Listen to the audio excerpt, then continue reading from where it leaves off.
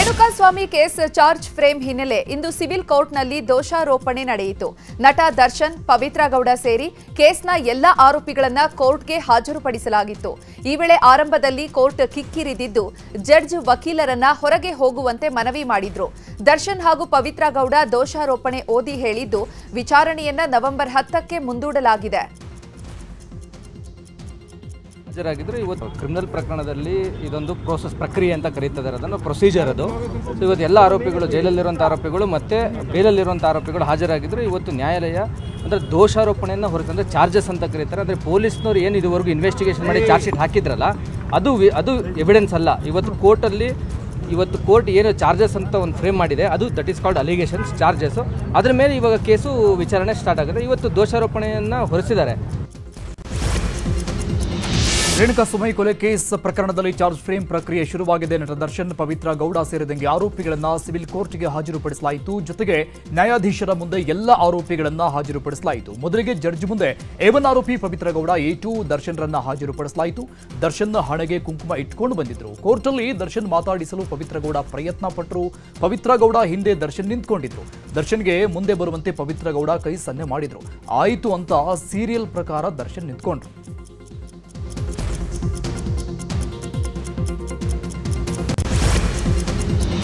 ರೇಣುಕಾಸ್ವಾಮಿ ಕೊಲೆ ಪ್ರಕರಣದಲ್ಲಿ ಜೈಲು ಸೇರಿರೋ ದರ್ಶನ್, ಪವಿತ್ರ ಗೌಡ ಸೇರಿದಂತೆ ಎಲ್ಲ 17 ಆರೋಪಿಗಳನ್ನ ಸೆಷನ್ ಕೋರ್ಟ್ಗೆ ಹಾಜರುಪಡಿಸಲಾಗಿತ್ತು. ಇಂದು ಚಾರ್ಜ್ ಫ್ರೇಮಿಂಗ್ ಪ್ರಕ್ರಿಯೆ ನಡೆಯಿತು. ಎಲ್ಲ ಆರೋಪಿಗಳನ್ನ ಒಬ್ಬೊಬ್ಬರಾಗಿ ಕಟಕಟೆಗೆ ಕರೆಯಲಾಯಿತು. ಬಳಿಕ ಜಡ್ಜ್ ದೋಷಾರೋಪಣಾ ಪಟ್ಟಿಯನ್ನು ಓದಿದ್ರು. ರೇಣುಕಾಸ್ವಾಮಿ ಕೊಲೆ ಪ್ರಕರಣಕ್ಕೆ ಸಂಬಂಧಪಟ್ಟಂತೆ ದರ್ಶನ್ ಮತ್ತು ಗ್ಯಾಂಗ್ ಮೇಲೆ ಯಾವೆಲ್ಲ ಗಂಭೀರ ಆರೋಪಗಳನ್ನ ಹೊರಿಸಿದ್ದಾರೋ ಆ ಎಲ್ಲ ಆರೋಪಗಳನ್ನ ಚಾರ್ಜ್ ಶೀಟ್ ಅನ್ನ ನ್ಯಾಯಾಧೀಶರು ಆರೋಪಿಗಳ ಮುಂದೆಯೇ ಅಧಿಕೃತವಾಗಿ ಓದಿ ಹೇಳಿದ್ರು. ದೋಷಾರೋಪ ಓದಿದ ಮೇಲೆ ದರ್ಶನ್ ಇದೆಲ್ಲವೂ ಕೂಡ ಸುಳ್ಳು ಅಂತ ಹೇಳಿದ್ದಾರೆ. ದರ್ಶನ್ ಅಷ್ಟೇ ಅಲ್ಲದೆ ಎಲ್ಲ ಆರೋಪಿಗಳು ಕೂಡ ಇದ್ದು ಸುಳ್ಳು ಸರ್, ಇದು ಸುಳ್ಳು ಅಂತ ಹೇಳಿದ್ದಾರೆ. ರೇಣುಕಾಸ್ವಾಮಿ ಕೊಲೆ ಪ್ರಕರಣ ಸಂಬಂಧಪಟ್ಟಂಗೆ ವಕೀಲರನ್ನ ಬದಲಿಸಲು ಆರೋಪಿ ದರ್ಶನ್ ನ್ಯಾಯಾಧೀಶರಿಗೆ ಮನವಿ ಮಾಡಿದ್ರು. ಲಾಯರ್ ಚೇಂಜ್ ಮಾಡಬೇಕು ಅಂತ ಜಡ್ಜ್ ಬಳಿ ಆರೋಪಿ ದರ್ಶನ್ ಕಾಲಾವಕಾಶ ಕೇಳಿದ್ರು. ದರ್ಶನ್ ಮನವಿ ಬೆನ್ನಲ್ಲೇ ಎಲ್ಲ ಆರೋಪಿಗಳು ವಕೀಲರ ಬದಲಾವಣೆಗೆ ಜಡ್ಜ್ಗೆ ಮನವಿ ಮಾಡಿಕೊಂಡ್ರು. ಹೀಗಾಗಿ ಜಡ್ಜ್ ವಿಚಾರಣೆಯನ್ನ ನವೆಂಬರ್ 10ರೊಳಗೆ ದರ್ಶನ್ ವಕೀಲರ ಬದಲಾವಣೆ ಸಾಧ್ಯತೆ ಇದೆ.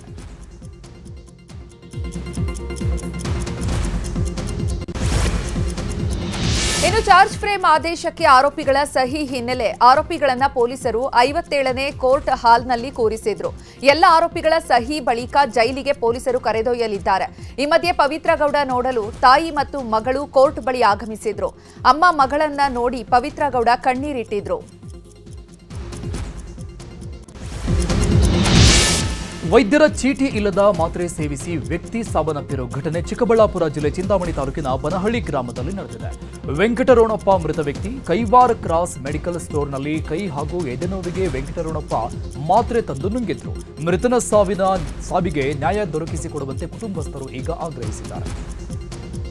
ನಮ್ಮಣ್ಣ ವೆಂಕಟರಮಣಪ್ಪ ಅಂತ ಕೈವಾರ್ ಕ್ರಾಸಲ್ಲಿ ಇಲ್ಲಿ ಚಿಂತಾಮಣಿ ಕೈವಾರ ಆಟ ಆಡಿಸ್ಕೊಂಡು ಜೀವನ ಮಾಡ್ತಾ ಇದ್ದ. 3 ದಿವಸದಿಂದ ಎದೆನೋವು ಅಂತ ಹೇಳ್ಬಿಟ್ಟು ಸ್ವಲ್ಪ ಇದ್ದ, ನೋಡ್ಸ್ಕೊಂಡು ಮತ್ತು ಇವರು ಮೆಡಿಕಲ್ ಸ್ಟೋರ್ನವರು ಯಾವಂದ್ರೆ ಮಾತ್ರೆ ಕೊಟ್ಬಿಟ್ಟು ಈ ಥರ 5 ಡೋಸ್ ಆಗಿ ಹಾರ್ಟ್ ಅಟ್ಯಾಕ್ ಆಗಿದೆ ಸರ್. ಅವೆಲ್ಲ ಶುದ್ಧ ಕ್ರಮ ತಗೊಂಡು ನೀವು ಪರಿಶೀಲನೆ ಮಾಡಬೇಕು ಸರ್. ಅವರು ಚೀಟಿ ಇಲ್ದೇ ಹೋದ ತಕ್ಷಣ ಡಾಕ್ಟರ್ ಚೀಟಿ ಇಲ್ದೇ ಮಾತ್ರೆ ಕೊಡ್ತಾ ಇರ್ತಾರೆ.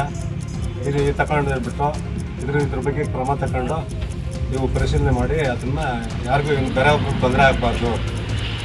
ಈಗ ನಮ್ಮ ಅಣ್ಣನಿಗೆ ತೊಂದರೆ ಆದಂಗೆ ಇನ್ನೊಬ್ಬರಿಗೆ ಬೇರೆಯವ್ರಿಗೆ ತೊಂದರೆ ಆಗಬಾರ್ದು ಅಂತ ಹೇಳ್ಬಿಟ್ಟು ಇದು ಮಾಡಿ ಸರ್. ಗ್ಯಾಂಗ್ ಒಂದು ಅಕ್ರಮವಾಗಿ ಕರುಗಳ ಮಾರಾಟಕ್ಕೆ ಮುಂದಾಗಿತ್ತು. ಹಿಂದೂ ಜಾಗರಣ ವೇದಿಕೆ ಕಾರ್ಯಕರ್ತರು ಹೋಗ್ತಾ ಇದ್ದಂತೆ ಕರುಗಳನ್ನು ಅಲ್ಲೇ ಬಿಟ್ಟು ಗ್ಯಾಂಗ್ ಎಸ್ಕೇಪ್ ಆಗಿದೆ. ಮಂಡ್ಯ ಜಿಲ್ಲೆ ಕೆಆರ್ಪೇಟೆ ತಾಲೂಕಿನ ತೆಂಡೆಕೆರೆ ಗ್ರಾಮದಲ್ಲಿ ಈ ಘಟನೆ ನಡೆದಿದೆ. ಸಂತೆಯಲ್ಲಿ 50ಕ್ಕೂ ಹೆಚ್ಚು ಕರುಗಳನ್ನು ಖರೀದಿಸಿ ಕಟ್ಟಡವೊಂದರಲ್ಲಿ ಕೂಡಿಟ್ಟಿದ್ರು.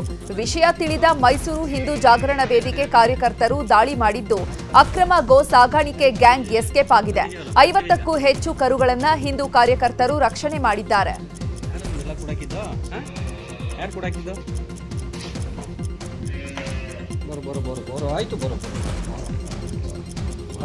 ಆಯ್ತು ಹೋಗೋಣ ಕರ್ಕೊಂಡು ಹೋಗ್ತೀನಿ. ಯಾರು ನಿಮ್ಮೆಲ್ಲ ಕೂಡಾಕಿದ್ದು ಯಾರು? ಬಂಧನ ಭೀತಿಯಿಂದ ನಾಪತ್ತೆಯಾಗಿದ್ದ ಮಹೇಶ್ ಶೆಟ್ಟಿ ತಿಮ್ರೋಡಿ ದಕ್ಷಿಣ ಕನ್ನಡದ ಬೆಳ್ತಂಗಡಿ ಕೋರ್ಟ್ಗೆ ಹಾಜರಾಗಿದ್ದರು. ಕಳೆದ ಕೆಲವು ದಿನಗಳಿಂದ ನಾಪತ್ತೆಯಾಗಿದ್ದ ಮಹೇಶ್ ಶೆಟ್ಟಿ ತಿಮ್ರೋಡಿ ಇವತ್ತು ಕೋರ್ಟ್ಗೆ ಆಗಮಿಸಿದರು. ಧರ್ಮಸ್ಥಳ ಪೊಲೀಸ್ ಠಾಣೆಯಲ್ಲಿ ದಾಖಲಾಗಿದ್ದ ಪ್ರಕರಣ ಸಂಬಂಧ ವಾರೆಂಟ್ ಜಾರಿ ಮಾಡಲಾಗಿತ್ತು. ಸದ್ಯ ವಾರೆಂಟ್ ರೀಕಾಲ್ ಮಾಡುವುದಕ್ಕೆ ಬೆಳ್ತಂಗಡಿ ಕೋರ್ಟ್ಗೆ ತಿಮ್ರೋಡಿ ಆಗಮಿಸಿ ವಿಚಾರಣೆಗೆ ಹಾಜರಾಗಿ ವಾಪಸ್ ತೆರಳಿದ್ದಾರೆ. ಮೈಸೂರಿನಲ್ಲಿ ಹುಲಿ ದಾಳಿಗಳು ಹೆಚ್ಚಾದ ವಿಚಾರದ ಬಗ್ಗೆ ಸಿಎಂ ಸಿದ್ದರಾಮಯ್ಯ ಪ್ರತಿಕ್ರಿಯೆ ನೀಡಿದ್ದಾರೆ. ಜನರು ಹೆಚ್ಚು ಕಾಡಿನಲ್ಲಿ ಓಡಾಟವನ್ನ ಮಾಡ್ತಿದ್ದಾರೆ. ಸಫಾರಿ ಜಾಸ್ತಿ ಆಗಿದೆ. ಚಿರತೆಗಳ ಹಾವಳಿಯೂ ಹೆಚ್ಚಾಗಿದೆ. ಮೇವು ನೀರಿಗಾಗಿ ಕಾಡು ಪ್ರಾಣಿಗಳು ನಾಡಿಗೆ ಬರ್ತಾ ಇವೆ. ನಾನು ಕೂಡ ಈ ಬಗ್ಗೆ ಮೀಟಿಂಗ್ ಮಾಡ್ತೀನಿ. ಅಗತ್ಯ ಕ್ರಮಗಳ ಕುರಿತು ಸೂಚನೆ ಕೊಡ್ತೀನಿ. ಅಕ್ರಮ ರೆಸಾರ್ಟ್ಗಳಿಗೂ ಕೂಡ ಕಡಿವಾಣ ಹಾಕುವ ಕೆಲಸ ಮಾಡ್ತೇವೆ ಅಂತ ಸಿಎಂ ಹೇಳಿದ್ದಾರೆ. ಫಾರೆಸ್ಟ್ನಲ್ಲಿ ಜನಗಳು ಜಾಸ್ತಿ ಓಡಾಡೋಕ್ಕೆ ಶುರು ಮಾಡಿಬಿಟ್ಟಿದ್ದಾರೆ. ರಿಸಾರ್ಟ್ಗಳೆಲ್ಲ ಆಗಿಬಿಟ್ಟಿದ್ದಾವೆ. ಆಮೇಲೆ ಸಫಾರಿಗಳೆಲ್ಲ ಜಾಸ್ತಿ ಆಗ್ತಾ ಇದೆ. ಸೊ ಅದು ಒಂದು. ಎರಡನೇದು ನೀರು ಮತ್ತು ಮೇವು ಇಲ್ಲದೆ ಇರ್ತಕ್ಕಂಥದ್ದು. ಮೂರನೇದು ಈ ಚಿರತೆಗಳ ಹಾವಳಿ ಒಳಗಡೆ ಫಾರೆಸ್ಟ್ ಒಳಗಡೆ. ಸೊ ಇವೆಲ್ಲ ಕಾರಣಗಳಿಗಾಗಿ ನಿನ್ನೆ ಒಂದು ಮೀಟಿಂಗ್ ಮಾಡಿದ್ದಾರೆ ಇವರು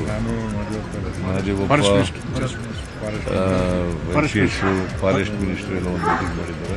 ನಾನು ಒಂದು ಮೀಟಿಂಗ್ ತಗೋತಾ ಇದ್ದೀನಿ. ಈಗ ಯಾರೇ ಅಕ್ರಮವಾಗಿ ರೆಸಾರ್ಟ್ಗಳು ಮಾಡ್ಕೊಂಡಿದ್ದಾರೆ ಅವ್ರ ಮೇಲೆ ಕ್ರಮ ತಗೋತೀವಿ. ವೀಣೆ ತಯಾರಕ ಪೆನ್ನಾ ಓಬಳಯ್ಯ ನಿಧನವಾಗಿದ್ದಾರೆ. ಪೆನ್ನಾ ಓಬಳಯ್ಯ ಅವರು 2025ನೇ ಸಾಲಿನ ಕನ್ನಡ ರಾಜ್ಯೋತ್ಸವ ಪ್ರಶಸ್ತಿ ಪಡೆದಿದ್ದರು. ಆದರೆ ನಿನ್ನೆ ರಾತ್ರಿ ನಿಧನಗೊಂಡಿದ್ದಾರೆ. ದೊಡ್ಡಬಳ್ಳಾಪುರದ ಸಿಂಪಾಡಿಪುರ ಗ್ರಾಮದ ನಿವಾಸಿಯಾಗಿರುವ ಪೆನ್ನಾ ಓಬಳಯ್ಯ ವೀಣೆ ತಯಾರಿಕೆ ಕಲೆಯನ್ನು ಕಲಿತಿದ್ರು. ಕಾಲಕ್ರಮೇಣ ಊರಿನ ಜನರಿಗೆಲ್ಲ ವೀಣೆ ತಯಾರಿಕೆಯನ್ನು ಹೇಳಿಕೊಟ್ಟಿದ್ರು. ಹಾಗಾಗಿ ಕರ್ನಾಟಕ ಸರ್ಕಾರ ಕನ್ನಡ ರಾಜ್ಯೋತ್ಸವ ಪ್ರಶಸ್ತಿಯನ್ನು ಕೊಟ್ಟಿತ್ತು. ಸಿಎಂ ಸಿದ್ದರಾಮಯ್ಯ ನೇತೃತ್ವದಲ್ಲಿ ಮೈಸೂರು ಸಭೆ ನಡೆದಿದೆ. ಶಾರದಾ ದೇವಿ ನಗರದ ವಲಯ ಕಚೇರಿಯಲ್ಲಿ ಸಭೆ ನಡೆಯಿತು. ಸಭೆಯಲ್ಲಿ ಸಚಿವರಾದ ಭೈರತಿ ಸುರೇಶ್ ಮತ್ತು ಎಚ್ಸಿ ಮಹದೇವಪ್ಪ, ಶಾಸಕರಾದ ತನ್ವೀರ್ ಸೇಠ್, ಯತೀಂದ್ರ ಸಿದ್ದರಾಮಯ್ಯ, ಹರೀಶ್ ಗೌಡ ಸೇರಿದಂತೆ ಅಧಿಕಾರಿಗಳು ಭಾಗಿಯಾಗಿದ್ದರು. ಇನ್ನು ಗ್ರೇಟರ್ ಮೈಸೂರು ಕುರಿತು ಜನಪ್ರತಿನಿಧಿಗಳು ಅಭಿಪ್ರಾಯವನ್ನು ವ್ಯಕ್ತಪಡಿಸಿದ್ದಾರೆ.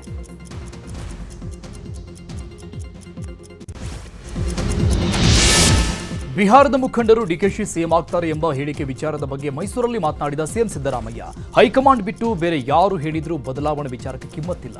ಸೋನಿಯಾ ಗಾಂಧಿ, ರಾಹುಲ್ ಗಾಂಧಿ, ಮಲ್ಲಿಕಾರ್ಜುನ ಖರ್ಗೆ ಅವರು ಹೇಳಿದ್ರ ನವೆಂಬರ್ 15ಕ್ಕೆ ದೆಹಲಿಗೆ ಹೋಗ್ತೇನೆ. ಬಿಹಾರ ಚುನಾವಣೆ ಬಳಿಕ ಸಚಿವ ಸಂಪುಟ ಪುನಾರಚನೆ ಮಾಡ್ತೀವಿ ಅಂತ ಹೇಳಿದರು.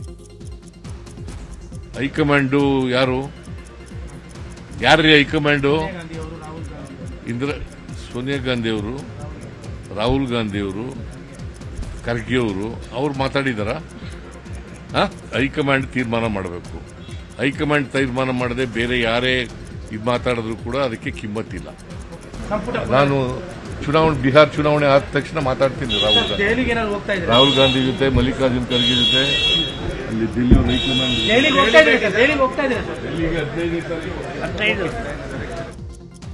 ಇನ್ನು ಬಿಹಾರ ಚುನಾವಣೆಯಲ್ಲಿ ಕಾಂಗ್ರೆಸ್ ಗೆಲ್ಲುತ್ತದೆ ಅಂತ ಸಿಎಂ ಸಿದ್ದರಾಮಯ್ಯ ವಿಶ್ವಾಸ ವ್ಯಕ್ತಪಡಿಸಿದ್ದಾರೆ. ಮೈಸೂರಲ್ಲಿ ಮಾತನಾಡಿದ ಅವರು, ಬಿಜೆಪಿ ದುರಾಡಳಿತ, ಭ್ರಷ್ಟಾಚಾರಕ್ಕೆ ಜನರು ಬೇಸತ್ತಿದ್ದಾರೆ.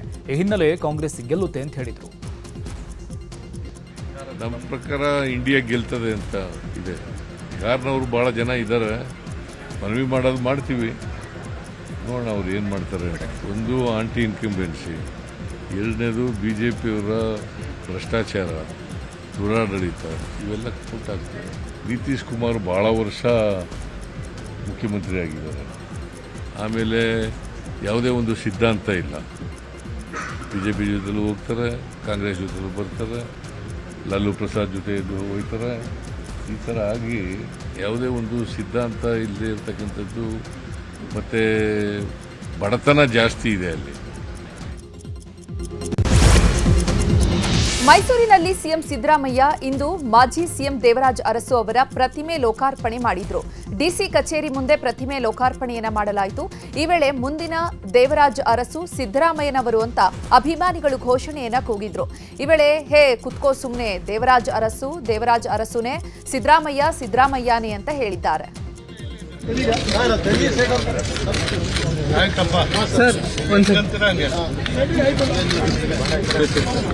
ಇನ್ನು ಇದೇ ಕಾರ್ಯಕ್ರಮದಲ್ಲಿ ಮಾತನಾಡಿದ ಸಿಎಂ ಸಿದ್ದರಾಮಯ್ಯ, ದೇವರಾಜ ಅರಸು ಸಿಎಂ ಆಗಿದ್ದಾಗ ನಾನು ಬೇರೆ ಪಕ್ಷದಲ್ಲಿದ್ದೆ, ಅವರು ಕಾಂಗ್ರೆಸ್ನಲ್ಲಿ ಇದ್ರು.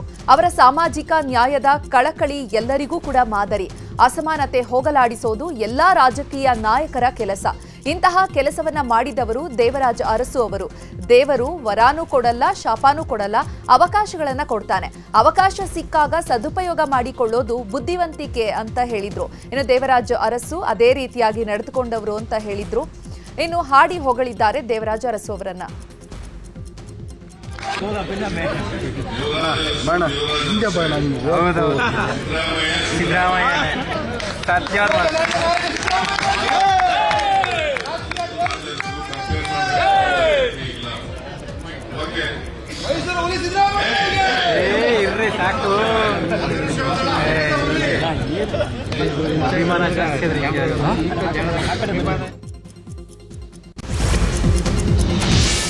ಕೋಲಾರದ ಬಂಗಾರಪೇಟೆಯಲ್ಲಿ ಶಾಸಕ ಎಸ್ಎನ್ ನಾರಾಯಣಸ್ವಾಮಿ ಪುತ್ರಿ ವಿವಾಹ ಕಾರ್ಯಕ್ರಮದಲ್ಲಿ ಗೃಹ ಸಚಿವ ಪರಮೇಶ್ವರ್ ಭಾಗಿಯಾಗಿದ್ದರು. ಬಳಿಕ ಮಾಧ್ಯಮಗಳಿಗೆ ಮಾತನಾಡಿದ ಪರಮೇಶ್ವರ್, ರಾಜ್ಯದಲ್ಲಿ ಸಿಎಂ ಬದಲಾವಣೆ ಬಗ್ಗೆ ನಾನೇನು ಮಾತನಾಡಲ್ಲ.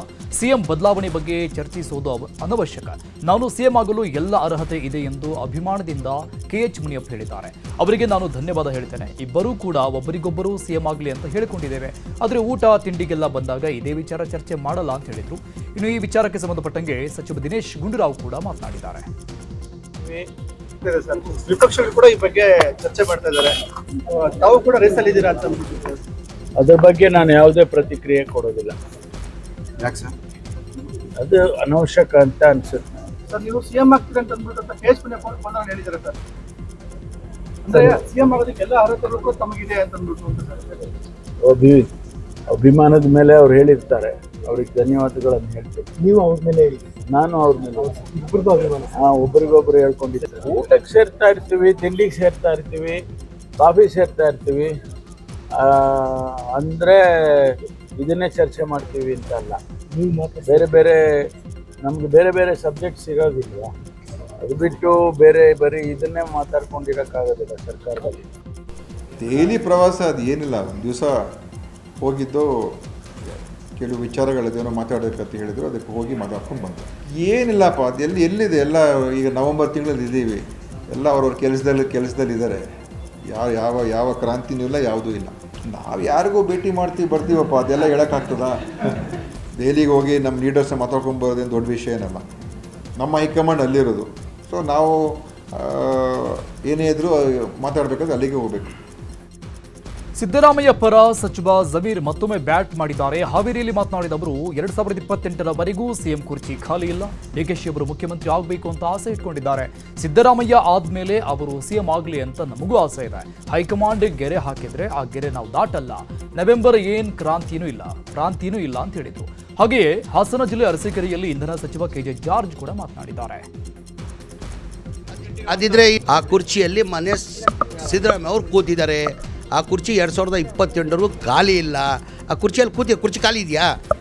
ಕುರ್ಚಿಯಲ್ಲಿ ಕೂತಾರೆ. ಈಗ ಡಿ ಕೆ ಶಿವಕುಮಾರ್ ಅಭಿಮಾನಿಗಳು ಡಿ ಕೆ ಶಿವಕುಮಾರ್ ಸಾಹೇಬ್ರು ಅವರು ಮುಖ್ಯಮಂತ್ರಿ ಆಗಬೇಕಂತ ಆಸೆ ಇದ್ದಾರೆ. ನಾವು ಅವ್ರ ಮುಖ್ಯಮಂತ್ರಿ ಮುಂದೆ ಸಿದ್ದರಾಮಯ್ಯ ಆದಮೇಲೆ ಅವ್ರು ಮುಖ್ಯಮಂತ್ರಿ ಆಗಲಿ ಅಂತ ನಮಗೂ ಆಸೆ ಇದೆ. ನಿಮ್ಮ ಹೇಳಿಕೆ ಏನಂದ್ರೆ 2.5 ವರ್ಷ ಇಲ್ಲ ಅನ್ನಂಗಾಯ್ತು. ಸಿದ್ದರಾಮಯ್ಯ ಅದಿದ್ರೆ 28 ಇದ್ದಿದ್ರೆ 28ವರೆಗೂ ಇದಾಗ್ತಾಯ್ತಾ? ಆಮೇಲೆ ನಮ್ಮ ಪಕ್ಷ ಇನ್ನೊಂದು ಎಲ್ಲರಿಗಿಂತ ಹೆಚ್ಚಾಗಿ ನಮ್ಮ ಪಕ್ಷ ಹೈಕಮಾಂಡ್. ನಾವೆಲ್ಲ ಪಕ್ಷ ಹೈಕಮಾಂಡ್ ಶಿಸ್ತಿನ ಸಿಪಾಯಿ. ಅವ್ರು ಏನು ಹೈಕಮಾಂಡ್ ಸೂಚನೆ ಕೊಡ್ತಾರೆ ಅವ್ರಿಗೆ ಗೆರೆ ಹತ್ರ ಗೆರೆ ದಾಟಲ್ಲ ನಾವು. ಏನು ಕ್ರಾಂತಿ ಇಲ್ಲ, ಪ್ರಾಂತಿನೂ ಇಲ್ಲ. ಅದು ಬದಲಾವಣೆ ಹೈಕಮಾಂಡ್ ಅವರು ಏನಾದ್ರು ಹೇಳಿದಾರ? ಮಲ್ಲಿಕಾರ್ಜುನ್ ಖರ್ಗೆ ಅವರು ಬದಲಾವಣೆ ಆಗ್ತದೆ ಅಂತ ಹೇಳಿದಾರ? ನಮ್ಮ AICC ಅಧ್ಯಕ್ಷರು ರಾಹುಲ್ ಗಾಂಧಿ ಅವರು ಹೇಳಿದಾರ? ಸೋನಿಯಾ ಗಾಂಧಿ ಅವರು ಹೇಳಿದಾರ? ಹೇಳಿದ ಮೇಲೆ ನೀವು ನನಗೆ ಏನಾದ್ರು ಕೇಳಿದ್ರೆ ನಾನು ಸಿಎಂ ಅವ್ರ ಟೋನೇ ಚೇಂಜ್ ಆಗಿರ್ತಾರೆ. 1 ತಿಂಗಳಿಂದ 5 ವರ್ಷ ನಾನೇ ಸಿಎಂ ಅಂತಿದ್ರು. ಈಗ ಹೈಕಮಾಂಡ್ ಬಯಸಿದ್ರೆ ಕಂಟಿನ್ಯೂ ಆಗ್ತೀನಿ. ಒಂದು ನಿಮಿಷ ಕೇಳಿ. ಅವ್ರು ಯಾವತ್ತೂ ಅದನ್ನೇ ಹೇಳ್ತಾರೆ. ಅವ್ರು ಯಾವತ್ತೂ ನಾನು ಚೀಫ್ ಮಿನಿಸ್ಟರ್ ಆಗ್ತೀನಿ ಚೀಫ್ ಮಿನಿಸ್ಟರ್ ಆಗೋ ಮೊದಲು ಹೇಳಲಿಲ್ಲ. ಹಾಗೆ ಏನು ಮಾಡ್ತಾರೆ, ನಮ್ಮಲ್ಲಿ ಒಂದು ಸಿಸ್ಟಮ್ ಇದೆ. ಒಂದು CLP ಮೀಟಿಂಗ್ ಕರೀತಾರೆ, ಹೈಕಮಾಂಡ್ ನಂತರ ಯಾರು ಚೀಫ್ ಮಿನಿಸ್ಟರ್ ಆಗಬೇಕು ನಿರ್ಧಾರ ತಗೊಳ್ತಾರೆ. ನವೆಂಬರ್ ಕ್ರಾಂತಿ ವಿಚಾರವಾಗಿ ಬೆಂಗಳೂರಿನಲ್ಲಿ ಮಾತನಾಡಿದ ವಿಪಕ್ಷ ನಾಯಕ ಅಶೋಕ್, ಕ್ರಾಂತಿ ಆಗುತ್ತೆ ಅಂತ ಕಾಂಗ್ರೆಸ್ನವರೇ ಮಾತನಾಡ್ತಿದ್ದಾರೆ. ರಾಜಣ್ಣ ಕ್ರಾಂತಿ ಬಗ್ಗೆ ಮಾತನಾಡಿದ್ರು, ಮಂತ್ರಿ ಸ್ಥಾನವನ್ನ ಕಳ್ಕೊಂಡ್ರು. ನಾವು ಕ್ರಾಂತಿ ಬಗ್ಗೆ ಮಾತನಾಡ್ತಿಲ್ಲ, ನಾವು ಅಭಿವೃದ್ಧಿ ಮಾಡಿ ಅಂತಿದ್ದೀವಿ. ಕ್ರಾಂತಿ ಭ್ರಾಂತಿ ಎಲ್ಲ ಅವರ ಪಕ್ಷದಲ್ಲೇ ನಡೀತಾ ಇದೆ. ದೆಹಲಿಗೆ ಯಾಕೆ ಹೋಗ್ತಿದ್ದಾರೆ? ಯತೀಂದ್ರ ಯಾಕೆ ಮಾತನಾಡ್ತಿದ್ದಾರೆ? ಅವರ ತಟ್ಟೆಯಲ್ಲೇ ನೊಣ ಬಿದ್ದಿದೆ, ಮೊದಲು ಅದನ್ನ ನೋಡಿಕೊಳ್ಳಲಿ ಅಂದಿದ್ದಾರೆ. ಅವ್ರು ಯಾರನ್ನ ಹೇಳಿದಾರ ಬಿಜೆಪಿಯವರು ಕ್ರಾಂತಿ ಅಂತ? ಯಾರು ಹೇಳಿಲ್ಲ. ಕ್ರಾಂತಿ ಹೇಳಿದ್ದು ಕಾಂಗ್ರೆಸ್ ಅವರು, ರಾಜಣ್ಣ ಅವರು ಮಂತ್ರಿ ಸ್ಥಾನ ಹೋಯ್ತು. ಕಾಂಗ್ರೆಸ್ಸಿನ 16 ಜನ MLAಗಳು ಕ್ರಾಂತಿ ಎಲ್ಲ ಹೇಳಿದವರು ಅವರು, ಬದಲಾವಣೆ ಹೇಳಿದವರು ಅವರು, DK ಶಿವಕುಮಾರ್ ಮುಖ್ಯಮಂತ್ರಿ ಆಗ್ತಾರೆ ಅಂತ ಹೇಳಿದವರು ಕಾಂಗ್ರೆಸ್ ಅವರು. ನಾವ್ಯಾರು ಹೇಳಿಲ್ಲ. ನಿಮ್ಮ ಕಿತ್ತಾಟ ಬಿಟ್ಬಿಟ್ಟು ರಾಜ್ಯದ ಜನತೆಗೆ ಒಳಿತು ಮಾಡಿ, ಅಭಿವೃದ್ಧಿ ಮಾಡಿ, ಕ್ರಾಂತಿ ಭ್ರಾಂತಿ ಎಲ್ಲ ನಿಮ್ಮ ಪಾರ್ಟಿಯಲ್ಲೇ ದಿನನಿತ್ಯ. ಈಗ ಡೆಲ್ಲಿಗೆ ಯಾಕೆ ಹೋಗಿದ್ದಾರೆ? ಪೆರೇಡ್ ಯಾಕೆ ಮಾಡ್ತಾ ಇದ್ದಾರೆ? ಸಿದ್ದರಾಮಯ್ಯ ಮಗ ಯಾಕೆ ಫೀಲ್ಡಿಗೆ ಬಂದು ನಮ್ಮ ಅಪ್ಪನೇ 5 ವರ್ಷ ಅಂತ ಹೇಳ್ತಾ ಇದ್ದಾರೆ? ಇದು ಹಲವಾರು ಪ್ರಶ್ನೆಗಳು ಕಾಂಗ್ರೆಸ್ ನಾಯಕರೇ ಎತ್ತಿರೋದು, BJP ತೆಗೆದಿರೋದು ಅಲ್ಲ. ಇದು ಅವ್ರ ತಟ್ಟೆಯಲ್ಲಿ ಅಗ್ನ ಬಿದ್ದಿರೋರ್ಗೆ ಬೇರೆ ತಟ್ಟೆಯಲ್ಲಿ ನೊಣ ಬಿದ್ದಿರೋದ್ರ ಬಗ್ಗೆ ನೋಡಕ್ಕೆ ಹೋಗಬೇಡಿ. ಇನ್ನು ನವೆಂಬರ್ ಕ್ರಾಂತಿ ಬಗ್ಗೆ ಬೆಳಗಾವಿಯಲ್ಲಿ ಮಾಜಿ ಸಚಿವ ರಮೇಶ್ ಜಾರಕಿಹೊಳಿ ಮಾತನಾಡಿದ್ದಾರೆ. ನಮ್ಮ ಪಕ್ಷದಲ್ಲಿ ಯಾವುದೇ ಕ್ರಾಂತಿ ಆಗಲ್ಲ, ನಾವು ಕಾಂಗ್ರೆಸ್ ಪಕ್ಷದ ಬಗ್ಗೆ ಯಾಕೆ ತಲೆ ಕೆಡಿಸಿಕೊಳ್ಳಬೇಕು ಅಂದಿದ್ದಾರೆ. ನಮ್ಮ ಪಕ್ಷ ಆಗೋದ್ರಿಗೆ ಹೈಕಮಾಂಡ್ ಏನು ನಿರ್ಣಯಕ್ಕೆ ಬರ್ತದ, ನಾವು ಯಾರಿಗೂ ಕ್ರಾಂತಿ ಆಗೋಲ್ಲ. ನಾನು ಹಿಡ್ಕೊಂಡು ಎಲ್ಲರೂ ನಾ ಇರ್ಬೋದು, ನಮ್ಮ ಪಕ್ಷ ಅವ ದೊಡ್ಡ ಸಣ್ಣ ನಾಯಕರು ದೊಡ್ಡ ನಾಯಕರು, ಹೈಕಮಾಂಡ್ ಏನು ನಿರ್ಣಯಕ್ಕೆ ಬದ್ದು ನಾವು ಕ್ರಾಂತಿ ಇಲ್ಲ. ಬಟ್ ನನಗೊಂದು ನಮ್ಮ ಪಕ್ಷದ ಬಗ್ಗೆ ನಂಗೆ ಅಸಹನಿಸೋದಿಲ್ಲ. ಅವ್ರ ಪಕ್ಷದ ಬಗ್ಗೆ ಯಾಕೆ ಚರ್ಚೆ ಮಾಡಿದ್ರು? ನಮ್ಮ ಪಕ್ಷಕ್ಕೆ ಭಾಳಷ್ಟು ವಿಷಯ ಅದಾವ, ಅದನ್ನು ಹೋರಾಡ್ಬಿಟ್ಟು ಸುಳ್ಳು ಅವ್ರು ಏನೇ ಮಾಡ್ಕೋ ಯಾರು ಮಾಡ್ಕೋರು, DK ಶಿವಕುಮಾರ್ ಮಾಡ್ಕೊರಕ, ಖರ್ಗೆ ಅವ್ರಾಕ, ಸತೀಶ್ ಜಾರಕಿಹೊಳಿ ಅವ್ರ ಪಕ್ಷದ ಆಂತರಿಕ ಸಮಸ್ಯೆ ಅದು, ಅದ್ರ ಬಗ್ಗೆ ಚರ್ಚೆ ಬಗ್ಗೆ ನಂಗೆ ಅಸಹನಿಸೋದು. ಸವಿತಾ ಸಮಾಜಕ್ಕೆ ಸಿಟಿ ರವಿ ಅವಹೇಳನ ಆರೋಪದ ಬಗ್ಗೆ ಮೈಸೂರಲ್ಲಿ ಮಾತನಾಡಿದ ಕೆಪಿಸಿಸಿ ವಕ್ತಾರ ಎಂ ಲಕ್ಷ್ಮಣ್, ಸಿಟಿ ರವಿಗೆ ತಲೆ ಕೆಟ್ಟಿದೆ, ಜಾತಿಗಳ ಮಧ್ಯೆ ಎತ್ತಿ ಕಟ್ಟುವ ಕೆಲಸ ಮಾಡ್ತಾ ಇದ್ದಾರೆ, ಸವಿತಾ ಸಮಾಜವನ್ನ ಹೀಯಾಳಿಸಿದ್ದಾರೆ, ಇಂಥವರ ವಿರುದ್ಧ ಕೇಸ್ ದಾಖಲಿಸಬೇಕು. ಸಿಟಿ ರವಿ ಈ ಹಿಂದೆ ಲಕ್ಷ್ಮೀ ಹೆಬ್ಬಾಳ್ಕರ್ಗೂ ನಿಂದನೆ ಮಾಡಿದ್ರು. ಸಿಟಿ ರವಿ ಎಲ್ಲ ಸಮುದಾಯದವರನ್ನು ನಿಂದಿಸುವ ಕೆಲಸ ಮಾಡ್ತಾ ಇದ್ದಾರೆ, ಅಟ್ರಾಸಿಟಿ ಕೇಸ್ ಹಾಕಿ ಸಿಟಿ ರವಿ ಅವರನ್ನ ಒಳಗೆ ಹಾಕಬೇಕು ಅಂತ ಕಿಡಿಕಾರಿದ್ದಾರೆ. ಸುಮಾರು ಬಹಳ ಪ್ರಮುಖವಾಗಿ ಒಂದು 5-6 ಜನಕ್ಕೆ ನಿಮಾನ್ಸಕ್ಕೆ ಇಮ್ಮಿಡಿಯೇಟ್ ಆಗಿ ಸೇರಿಸುವಂತ ಕೆಲಸಗಳಾಗಬೇಕು. ಈ ಸಿಟಿ ರವಿ ನಾವು ಹಿಂದೆಯಿಂದನೂ ಅವನೊಬ್ಬ ಲೂಟಿ ರವಿ ಅಂತ ಕರೀತಾ ಇದ್ದ. ತಲೆ ಕೆಟ್ಟೋಗಿದೆ ಮನುಷ್ಯನಿಗೆ. ನಮ್ಮ ಕಾಂಗ್ರೆಸ್ ಪಕ್ಷದ ಮುಖಂಡರುಗಳನ್ನ ಅಟ್ಯಾಕ್ ಮಾಡುವಂಥದ್ದು ಒಂದು ಕಡೆ ಆದ್ರೆ, ಜನ ಸಮುದಾಯವನ್ನೇ ಜಾತಿನೇ ಎತ್ಕಟ್ಟಿ ಜಾತಿನ ನಿಲ್ಲಿಸುವಂತ ಕೆಲಸವನ್ನ ಮಾಡ್ತಾ ಇರುವಂತದ್ದು ಎಷ್ಟರ ಮಟ್ಟಿಗೆ ಸರಿ? ಸವಿತಾ ಸಮಾಜದ ಒಂದು ಸಮುದಾಯವನ್ನ ಅಜಾಮ ಅಂತ ಅವರು ನಿಲ್ಲಿಸುವಂತ ಕೆಲಸವನ್ನ ಮಾಡ್ತಾ ಇದಾರಲ್ಲ. ಇಲ್ಲಿಯವರೆಗೂ ಸೋಮೋಟೋ ಕೇಸು ದಾಖಲಾಗಿಲ್ಲ. ನಾವಿವತ್ತು ಮೈಸೂರಲ್ಲಿ ಕಂಪ್ಲೇಂಟ್ ಕೊಡ್ತಾ ಇದ್ದೀವಿ. ಒಂದು FIR ಆಗಬೇಕು. FIR ಆಗಿ ಅವನು ಒದ್ದು ಒಳಗಡೆ ಹಾಕುವಂತ ಕೆಲಸ ಆಗಬೇಕು. ಆದರೆ ಸಿಟಿ ರವಿ ಅನ್ನುವಂಥ ವ್ಯಕ್ತಿ ಲಕ್ಷ್ಮೀ ಹೆಬ್ಬಾಳ್ಕರ್ ಒಬ್ಬ ಮಹಿಳೆಗೆ ಸದನದಲ್ಲೇನೆ ಪ್ರಾಸ್ಟಿಟ್ಯೂಟ್ ಅಂತ ಬೈದಂತ ವ್ಯಕ್ತಿ ಇನ್ನ ಅರೆಸ್ಟೇ ಆಗಿಲ್ಲ. ಟನಲ್ಗೆ ಬಿಜೆಪಿ ವಿರೋಧದ ವಿಚಾರದ ಬಗ್ಗೆ ಸಚಿವ ದಿನೇಶ್ ಗುಂಡೂರಾವ್ ಪ್ರತಿಕ್ರಿಯೆ ನೀಡಿದ್ದಾರೆ. ತೇಜಸ್ವಿ ಸೂರ್ಯ ಏನ್ ಮಹಾನ್ ಮೇಧಾವಿನ? ಅವರೇನ್ ಇಂಜಿನಿಯರ? ಈ ಹಿಂದೆ ಸ್ಟೀಲ್ ಬ್ರಿಡ್ಜ್ ವಿರೋಧ ಮಾಡಿದ್ರು, ಅದನ್ನ ನಾವು ಕೈ ಬಿಟ್ಟೆವು. ಈಗ ಪಬ್ಲಿಕ್ ಟ್ರಾನ್ಸ್ಪೋರ್ಟ್ ಅಂತಾರೆ. ಬಿಜೆಪಿ ಕಾಲದಲ್ಲಿ ಒಂದೇ ಒಂದು ಯೋಜನೆ ಮಾಡಲಿಲ್ಲ, ಈಗ ನಾವು ಮಾಡಲು ಹೊರಟ್ರೆ ವಿರೋಧವನ್ನ ಮಾಡ್ತಿದ್ದಾರೆ. ಬಿಜೆಪಿ ಏನೇ ಹೇಳಿದ್ರು ನಾವು ಟನಲ್ ಮಾಡೇ ಮಾಡ್ತೇವೆ. ಬಿಜೆಪಿಗರ ಮಾತು ಕೇಳಿದ್ರೆ ಬೆಂಗಳೂರು ಅಭಿವೃದ್ಧಿ ಆಗಲ್ಲ, ಮುಂದಿನ ಪೀಳಿಗೆಗೆ ಅನುಕೂಲ ಆಗಲಿ ಅಂತ ಟನಲ್ ಮಾಡ್ತಾ ಇರೋದು ಅಂತ ಹೇಳಿದ್ದಾರೆ. ತೇಜಸ್ವಿ ಸೂರ್ಯ ಏನು ಮಾಡ್ತಾ ಇದ್ರು ಅವಾಗ? ಆರ್ ಅಶೋಕ್ ಅವ್ರು ಏನು ಮಾಡ್ತಾ ಇದ್ರು ಅವಾಗ? ಎಲ್ಲೋ ಪತ್ತೆನೇ ಇಲ್ಲ ಅವಾಗ ತೇಜಸ್ವಿ ಸೂರ್ಯ. ಈಗ ನಾವು ಮಾಡೋದಕ್ಕೆ ಹೋದಾಗ ಏನೋ ದೊಡ್ಡ ಒಂದು ಮೇಧಾವಿ ಥರ ಬಂದು ಮಾತಾಡ್ತವ್ರೆ. ಆಗೋ ಕೆಲಸಗಳನ್ನು ಕೂಡ ಮಾಡೋಕ್ಕೆ ಬಿಟ್ಟಿಲ್ಲ ಹಿಂದೆ. ಇಲ್ಲದೆ ಹೋದರೆ ಇಷ್ಟೊತ್ತಿಗೆ ಏರ್ಪೋರ್ಟ್ ರೋಡಿನ ಏನು ದೊಡ್ಡ ಸಮಸ್ಯೆ ಪರಿಹಾರ ಆಗೋಗಿರೋದು. ಈ ಥರದ ಅವರು ನಕಾರಾತ್ಮಕವಾಗಿ ಯೋಚನೆ ಮಾಡ್ತಕ್ಕಂಥದ್ದು ನಿಜವಾಗಲೂ ಕೂಡ ದುರಾದೃಷ್ಟಕರ. ಮತ್ತು ಇವತ್ತು ಬೆಂಗಳೂರಿನ ಅಭಿವೃದ್ಧಿ ಮಾಡೋದಕ್ಕೆ ಹೊರಟಿರ್ತಕ್ಕಂಥ ಸರ್ಕಾರ ನಮ್ಮದು. ಅದನ್ನು ಮಾಡೋದಕ್ಕೆ ಇವರು ಎಲ್ಲ ರೀತಿಯ ಒಂದು ತೊಂದರೆಗಳು ಕೊಡೋಕೆ ಹೊರಟಿದ್ದಾರೆ. ಆದರೆ ಈಗಾಗಲೇ DC ಅವರು ಹೇಳಿದಾಗೆ ನಮ್ಮೇನು ಯೋಜನೆಗಳಿದೆ ನಾವು ಮಾಡೇ ಮಾಡ್ತೀವಿ.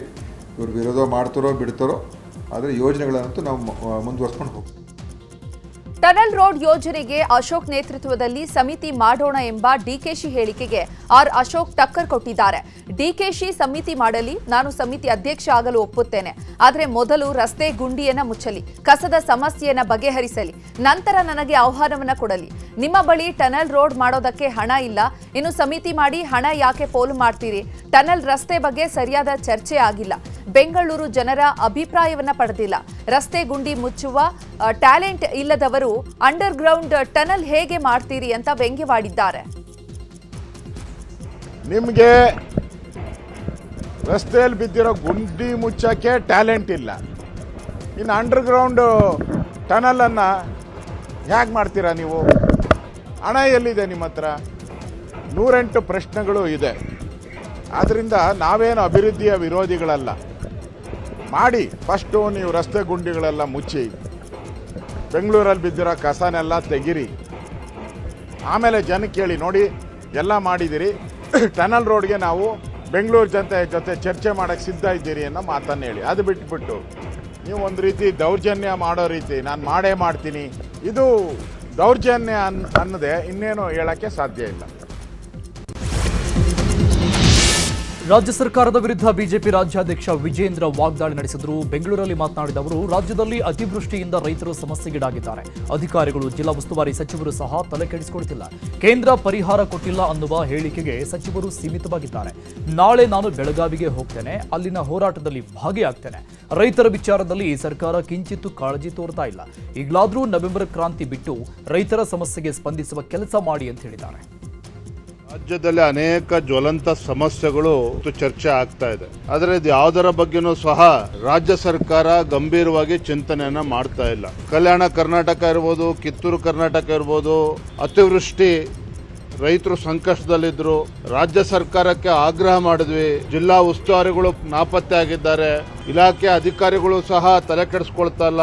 ತತ್ಕ್ಷಣ ಪರಿಹಾರ ಬಿಡುಗಡೆ ಮಾಡಬೇಕು ಅಂತ ಹೇಳಿದ್ರು ಸಹ ಈ ಕಾಂಗ್ರೆಸ್ ಸರ್ಕಾರ ಯಾವುದೇ ರೀತಿ ಪರಿಹಾರವನ್ನ ಸಂಕಷ್ಟದಲ್ಲಿರುವಂತಹ ರೈತರಿಗೆ ಕೊಡುವಂತ ಕೆಲಸ ಮಾಡಲಿಲ್ಲ. ಬೆಳಗಾವಿ, ಬಾಗಲಕೋಟೆ, ಬಿಜಾಪುರ ಮತ್ತು ಕಾರವಾರದಲ್ಲಿ, ಉತ್ತರ ಕನ್ನಡದಲ್ಲೂ ಸಹ ಕಬ್ಬು ಬೆಳೆಗಾರರು ಕಳೆದ ಕೆಲವು ದಿನಗಳಿಂದ ಪ್ರತಿಭಟನೆ ಮಾಡ್ತಾ ಇದ್ದಾರೆ. ಅವರ ಬೇಡಿಕೆಗಳನ್ನು ಈಡೇರಿಸತಕ್ಕಂಥ ನಿಟ್ಟಿನಲ್ಲಿ ರಾಜ್ಯ ಸರ್ಕಾರ, ಅಲ್ಲಿರ್ತಕ್ಕಂಥ ಸಚಿವರಾಗಲಿ ಯಾರು ಕೂಡ ಇದ್ರ ಬಗ್ಗೆ ತಲೆ ಕೆಡಿಸ್ಕೊಂಡಿಲ್ಲ. ನಾನು ಕೂಡ ನಾಳೆ ದಿನ ಬೆಳಗಾವಿಗೆ ನಾನು ಹೋಗ್ತಾ ಇದ್ದೇನೆ. ಹೋರಾಟದಲ್ಲಿ ನಾನು ಕೂಡ ಭಾಗವಹಿಸ್ತಾ ಇದ್ದೇನೆ.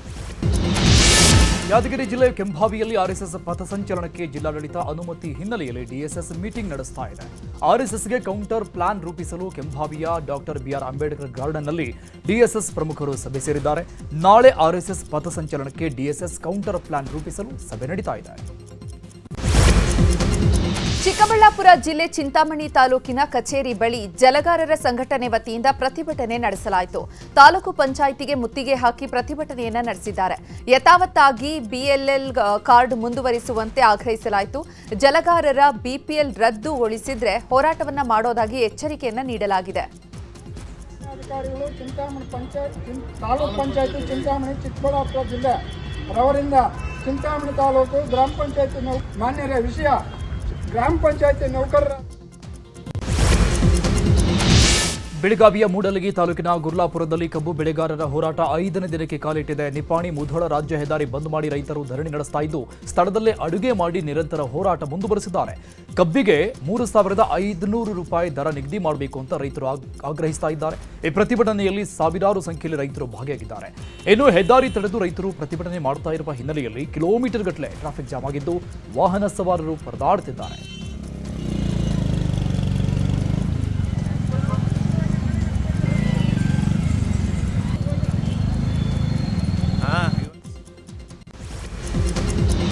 ಮಂಡ್ಯದಲ್ಲಿ ಗ್ಯಾರಂಟಿ ಯೋಜನೆಗಳ ಅದ್ದೂರಿ ಉತ್ಸವ ನಡೆಸಲಾಗಿದೆ. ನಗರದ ಸಂಜಯ್ ಸರ್ಕಲ್ನಿಂದ ಅಂಬೇಡ್ಕರ್ ಭವನದವರೆಗೂ ಶಕ್ತಿ ಯೋಜನೆಯ ಅಲಂಕಾರಿಕ ಬಸ್ಗಳ ಮೆರವಣಿಗೆ ಮಾಡಲಾಗಿದೆ. ಕಾಂಗ್ರೆಸ್ ಮಹಿಳೆಯರಿಗೆ ವಿಶೇಷ ಪೂಜೆಯನ್ನ ಸಲ್ಲಿಸಿದ್ದಾರೆ ಮಹಿಳೆಯರು. ಬಳಿಕ ತಮಟೆ, ಡೊಳ್ಳು ಕುಣಿತ ಸೇರಿದಂತೆ ವಿವಿಧ ಕಲಾ ತಂಡಗಳ ಮೂಲಕ ಮೆರವಣಿಗೆ ಸಾಗಿದೆ. ಈ ವೇಳೆ ಎಂಎಲ್ಸಿ ದಿನೇಶ್ ಗೂಳಿಗೌಡ, ಒಕ್ಕಲಿಗ ಆಯೋಗದ ಅಧ್ಯಕ್ಷ ಎಂಎಸ್ ಆತ್ಮಾನಂದ ಮತ್ತು ಅಂಜನಾ ಶ್ರೀಕಾಂತ್ ಲೀಲಾ ಮತ್ತು ಮುಡಾ ಅಧ್ಯಕ್ಷ ನಹೀಂ ವಿಜಯಕುಮಾರ್ ಸೇರಿದಂತೆ ಹಲವರು ಭಾಗಿಯಾಗಿದ್ದರು.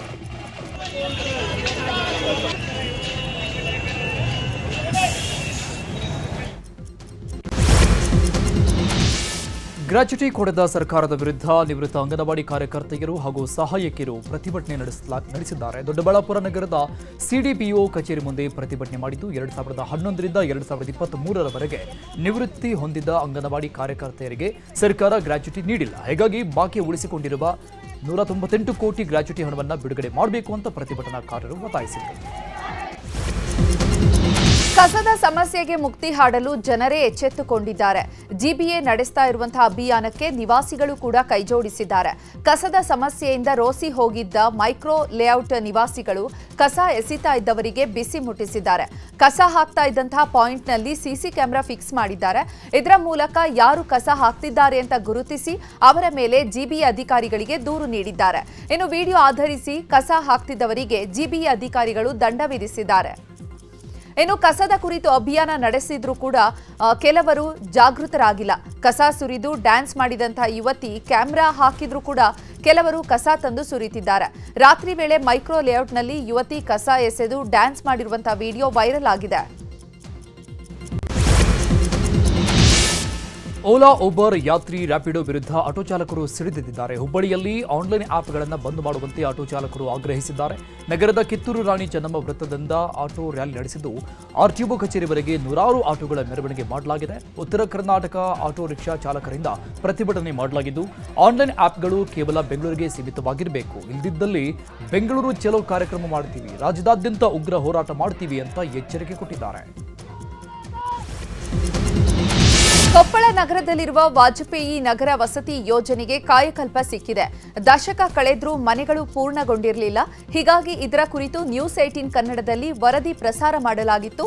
ಸದ್ಯ ಈ ವರದಿಗೆ ಸಚಿವ ಜಮೀರ್ ಅಹಮದ್ ಪ್ರತಿಕ್ರಿಯೆ ನೀಡಿದ್ದು 2026ರ ಒಳಗೆ ಮನೆಗಳ ಕಾಮಗಾರಿ ಪೂರ್ಣಗೊಳಿಸುವುದಾಗಿ ಭರವಸೆ ನೀಡಿದ್ದಾರೆ. ಶಿವಮೊಗ್ಗ ಜಿಲ್ಲೆ ಎನ್ಆರ್ಪುರ ಮೂಲದ ಪೂಜಾ ಅನುಮಾನಾಸ್ಪದ ಸಾವು ಪ್ರಕರಣ ಸಂಬಂಧಪಟ್ಟಂಗೆ ಪೂಜಾ ಕೊನೆ ಬಾರಿ ಮಾತನಾಡಿದ ವಿಡಿಯೋ ನ್ಯೂಸ್ 18ಗೆ ಲಭ್ಯ ಆಗಿದೆ. ಆಸ್ಪತ್ರೆಯ ಐಸಿಯುನಲ್ಲಿದ್ದ ವೇಳೆ ಪೂಜಾ ಆಡಿದ ಮಾತುಗಳ ವಿಡಿಯೋ ಲಭ್ಯ ಆಗಿದೆ. ಪತಿ ಶರತ್ ತನ್ನದೆಲ್ಲದ ತಪ್ಪಿಗೆ ವಿನಃ ಕಾರಣ ಜಗಳ ಮಾಡ್ತಾ ಇದ್ರು. ಶರತ್ ನೋಡುವುದಕ್ಕೂ ಬರಲಿಲ್ಲ. ಒಂದೇ ಒಂದು ಬಾರಿ ಪತಿ ಶರತ್ನನ್ನ ಆಸ್ಪತ್ರೆಗೆ ಕರೆಸಿ ನಾನು ನೋಡಬೇಕು ಅಂತ ಹೇಳಿರುವ ವಿಡಿಯೋ ಸಿಕ್ಕಿದೆ.